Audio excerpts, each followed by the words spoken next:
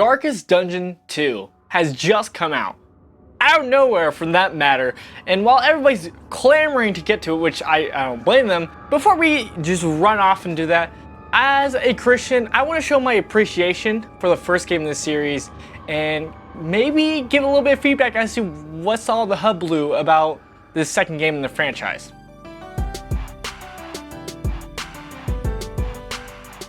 Hello and welcome to Hidden Values, the show where I, your host Noah Price, journeys through RPGs and JRPGs. Today we are going through Darkest Dungeon, but we're not doing it in the normal sense. This is for the show called Tend to Decide. Basically the little caveat to my show so that I don't have to necessarily play all of the game in order to cover it. Tend to Decide is there so that it can provide you viewers knowledge of, hey, should you really waste your time playing this RPG? It's very long, it's 60 hours worth. Probably within the 10-hour mark, you should get a good idea what you're expecting in this game. That's Tend to Decide.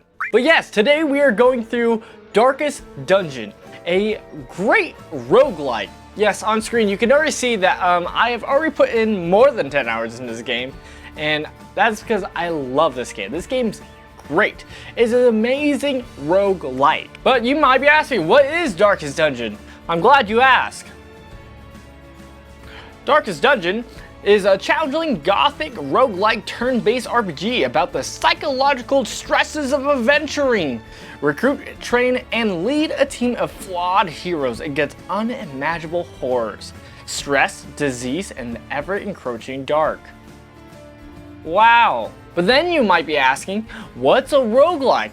I'm glad you asked. A roguelike is a subgenre of role-playing video games characterized by a dungeon crawl through procedurally generated levels, turn-based gameplay, grid-based movements, and permanent death of the player character. Most roguelikes are based on a high fantasy narrative reflecting their influence from tabletop role-playing games such as Dungeons and Dragons. Wow. I love roguelikes. Roguelikes are amazing. They're a great genre and I love it for its challenge. Not only its challenge, but its randomized and unique experience that it attempts to give you every single time you play the game.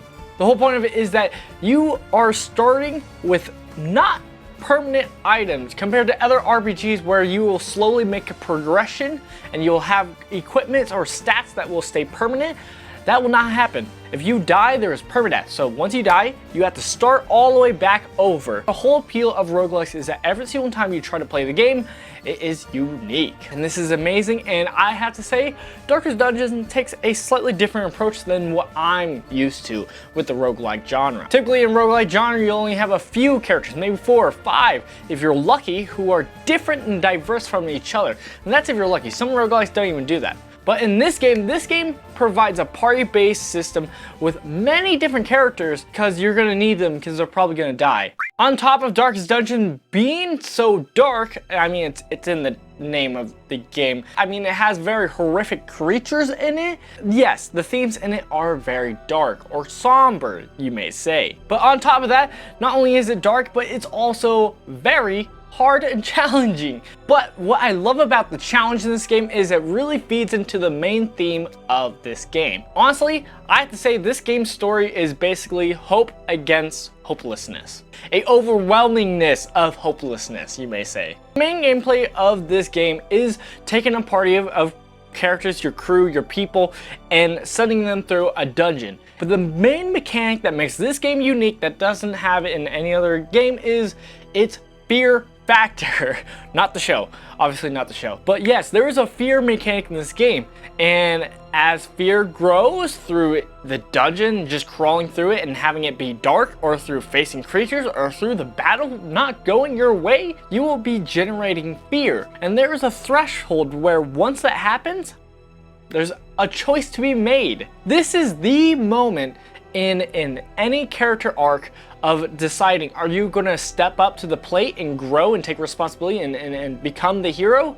Or are you gonna falter and actually start on a negative arc? Usually in this game, it's the negative one, but there is both. And it's the focus on this mechanic alone that hits on that psychological part, because it happens based on different elements in the game. And actually through it, you'll actually get different negative traits or factors or quirks in your life. You'll actually generate phobias which is very fascinating. This game basically shows how, yes, going into a dark dungeon like you may seem in D&D gameplay or through some kind of campaign that way, yeah, it's not so joyful and uplifting. Yeah, it's kind of messed up and dark, and it can be a bit traumatic. This game is amazing for this aspect of showing the realistic side or connecting that human side of, oh no, this is messed up, and as a human being, I don't know how to deal with that. I'm going crazy because of it. And this doesn't just take place within the main gameplay mode of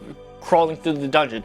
It doesn't just happen there. This theme is still present within the hub world as a whole. I mean, yes, the whole story is pretty dark and horrific, but the main theme exists in the hub world. While in the hub world, yeah, you can upgrade different equipment, get better gear, or even learn different skills.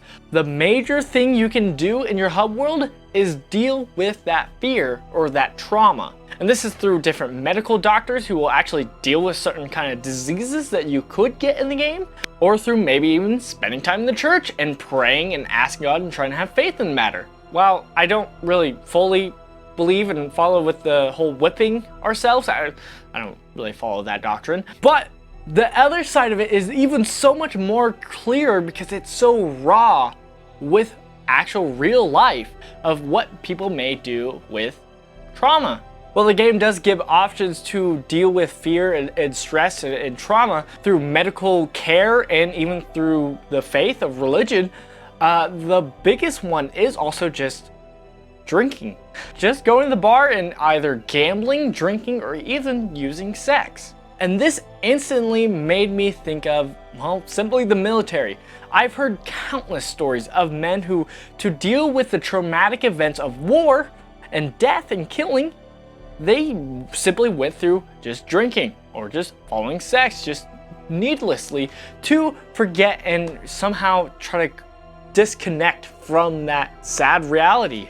And the game does present it in a way that's not so glorifying, but it is very just raw. It's a raw emotion and very horrific. I mean, you can see behind me, I have Berserk volumes behind me. And while Berserk is an anime that I would normally not recommend to anybody, the one exception is that its representation of these raw emotions, and for Christians what is sin, it's not in a way that's glorified, but instead it shows the painfulness and again, the rawness of human emotions and behaviors, and just the corruptedness of this world and how corrupted things can be. And especially in this game setting where it has a lot to do with horrific creatures like Cthulhu's and just demonic stuff, like, yeah, that's it. That's gonna be traumatic. That's gonna be crazy. And it's like, how are you gonna deal with that? So while this game is amazing just for its hard difficulty and fun gameplay loop that's very unique compared to other roguelikes, just through its mechanics wise of having more characters, building them up, and almost having a more of a, almost like an army of people to use as your characters through this game, the focus on this game's story is what made me truly love it and what made me pick up the game in the first place. This game's great, and I'm excited to see the improvement of its mechanics and even maybe its focus on its story in the next game. Thank you guys for watching. If you did like it, leave a like down below, or better yet, leave a comment down below of what game you want to see me next. I have a lot of games planned and I'm excited to bring it to you guys, but I'm always excited to see what games you want me to play, whether it's a RPG or a roguelike. If it's a roguelike, it's probably gonna go into these 10 to decides videos, because it's gonna be kind of hard to beat these games to bring them to you. I mean, maybe I can. I've beaten Enter the Gungeon, so I would love to talk to that to you guys. But that's it today. I'm gonna disappear now. Woo!